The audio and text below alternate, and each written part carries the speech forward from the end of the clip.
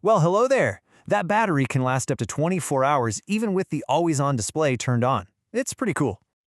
Well, hello there. I'm Gemini. Running a farm isn't just a business, right? It's a way of life. But humming along in the background is this complex financial engine, and a huge part of that is taxes. Getting your farm taxes right, well, it's not just about staying on the right side of the CRA.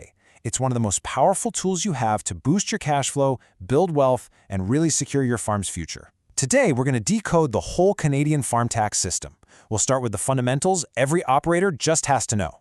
Then we'll dive into how to maximize your expenses to legally shrink your tax bill. We'll cover the super important rules for paying family wages, which is a great income splitting strategy. After that, we'll look at some powerful tools for managing the ups and downs of farm income. And finally, we'll tackle the essential topic of asset transfers, making sure your farm can pass smoothly to the next generation. Let's get into it. Okay, first things first. We have to build a solid foundation. These are the core rules and definitions that everything else is built on. I promise, if you get these fundamentals right from the get-go, every other strategy we're going to talk about becomes so much easier and way more effective. This is the bedrock of a tax-smart farm. So when you hear the word farmer, what comes to mind? Probably someone working with crops or livestock, right? Well, when the Canada Revenue Agency hears it, their definition is much, much broader. A farming enterprise could be beekeeping, running a nursery, operating a wild game reserve, tree farming, even fish farming. The big takeaway here is that if your business involves cultivating plants or raising animals in any kind of controlled environment, these tax rules probably apply to you. So you're going to want to listen closely, because this could unlock tax strategies you didn't even know you were eligible for. Right out of the gate, you've got a major decision to make: your accounting method. Now, the cash method is the most common for farms, and it's pretty simple. You report income when you actually get the money in your hand, and you deduct expenses when you actually pay the bill. So if you sell grain in December, but that check doesn't show up till January, you report that income in the new year. The accrual method, on the other hand, is based on when income is earned. In that same example, you'd have to report the income in December when you made the sale, even if you haven't been paid. Now, here's the crucial part. The cash method offers a lot of flexibility, but once you choose it, you can't just flip-flop. You need formal permission from the CRA to change. So this is a really foundational choice for your farm's finances. And here is a fantastic advantage that's built right into the tax code just for farmers. See, most other businesses have to figure out and pay their tax installments quarterly, sometimes even monthly, and that can be a real drain on cash flow. But for farmers, the rule is different.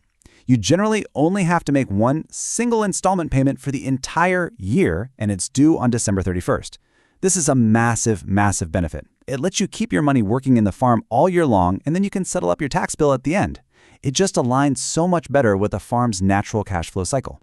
All right, let's move on to the section that directly hits your bottom line: expenses. This is where keeping good records literally translates into tax savings. Now, the list of things you can deduct is pretty long, so to make it really clear and useful, we're going to break it down into three main categories. First up, let's talk about your physical property, the land and buildings. This covers all the obvious stuff, right? Repairs to buildings, fixing fences, your property taxes, and rent if you're leasing pasture. But one of the most powerful and often missed deductions is the home workspace expense. If you have a dedicated office in your house just for managing the farm's books and operations, you can deduct a portion of your home's costs. You just calculate the percentage of your home used for the office. Say your office is 200 square feet in a 2,000 square foot house, that's 10%, and boom, you can deduct 10% of your heat, your electricity, your insurance, even your mortgage interest against your farm income. It's a really significant deduction you don't want to overlook. Next up, all the equipment that keeps your farm running. Of course, all your fuel, oil, repairs, and insurance for tractors and machinery are deductible. Where it gets a little tricky is with vehicles that you use for both farm stuff and personal errands, like your pickup truck. For these, and I cannot stress this enough, keeping a detailed logbook is absolutely vital. You need to record the date, where you went, why you went, and the kilometers for every single business trip. At the end of the year, if, say, 70% of the truck's total kilometers were for the farm, you get to deduct 70% of its total operating costs: fuel, insurance, repairs, the whole shebang. And here's a great little tip. Any small hand tools that cost less than $500 can be fully expensed in the year you buy them. You don't have to depreciate them over time. Okay, this slide covers the real heart of your day-to-day running costs. On the operations side, you've got all your direct inputs: seeds, feed, fertilizer, vet fees, crop insurance. Then on the admin side, you can deduct the fees you pay to your accountant or lawyer. Your memberships in farm organizations are deductible too. And hey, let's talk about meals. If you take a supplier out for lunch to talk business, you can deduct 50% of that cost. The key is that the expense has to be for the purpose of earning income. And don't forget your cell phone and internet bills. Just track your usage to justify what portion is for business. Knowing what to deduct is half the battle. Knowing what you can't deduct is just as important. These are some common mistakes that can get you into hot water with the CRA.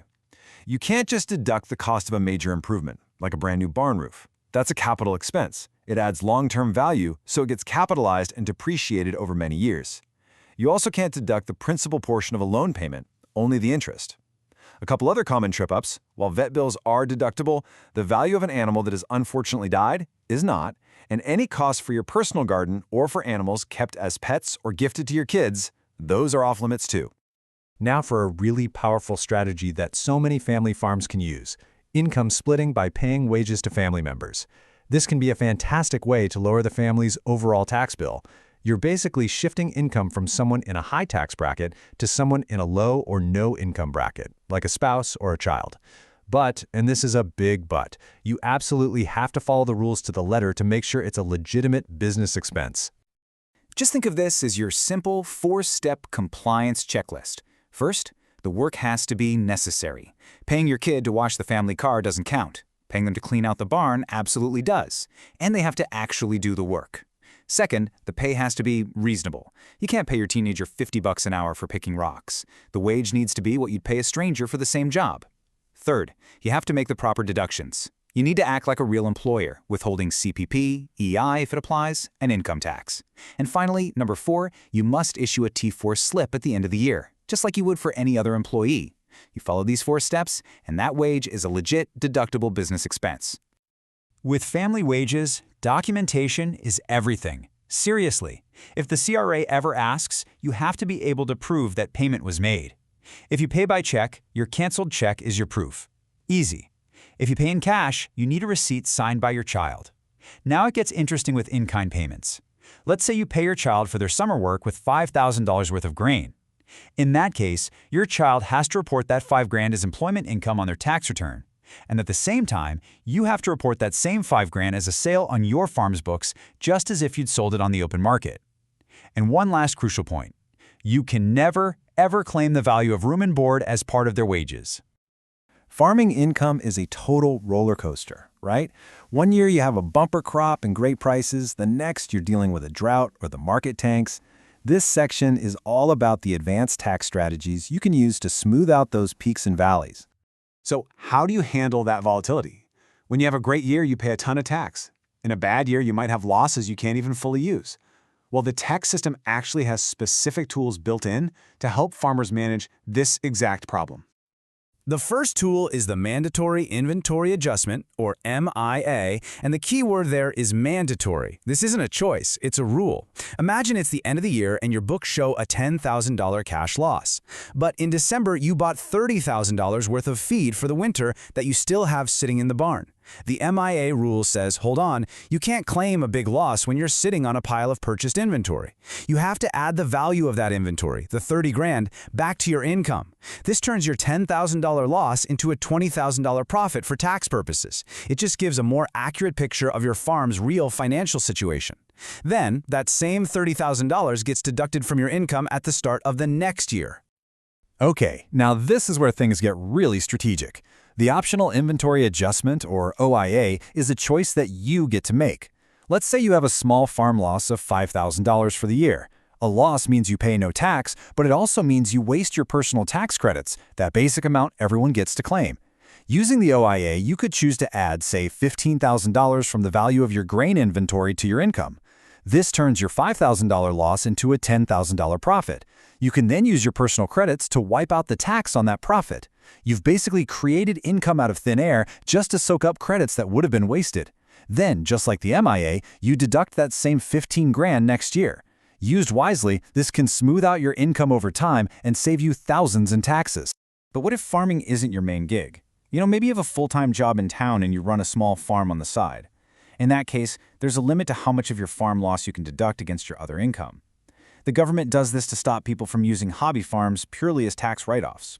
The rule is, you can deduct the first $2,500 of your loss, plus half of the next $12,500. for a maximum total deduction of $8,750 per year. That's a key number for any part-time farm operator to have in their back pocket. And for our final section, we're going to look to the future. This is all about protecting the value you've worked so hard to build in your farm and making sure there's a smooth transition when the time comes to pass it on. This is where planning is just absolutely essential.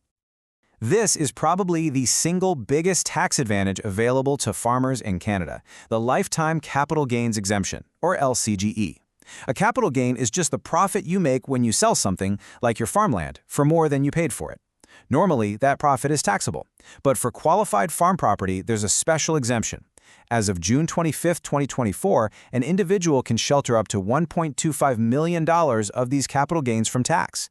This is a massive, and I mean massive, tax advantage specifically designed to help farmers pass their business down without a crippling tax bill. It's truly the cornerstone of succession planning. This table shows the incredible flexibility the tax system gives you for these family transfers.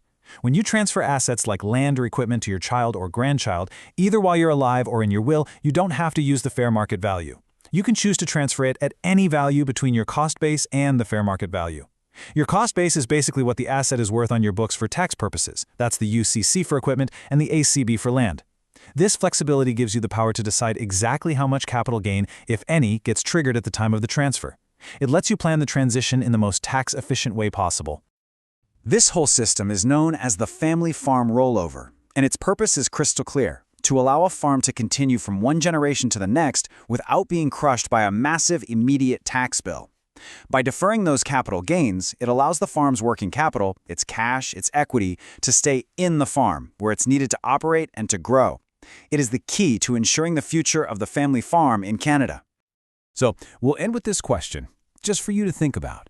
After seeing all these powerful tools for managing your expenses, your income, and those big generational transfers, is your farm currently structured to take full advantage of them?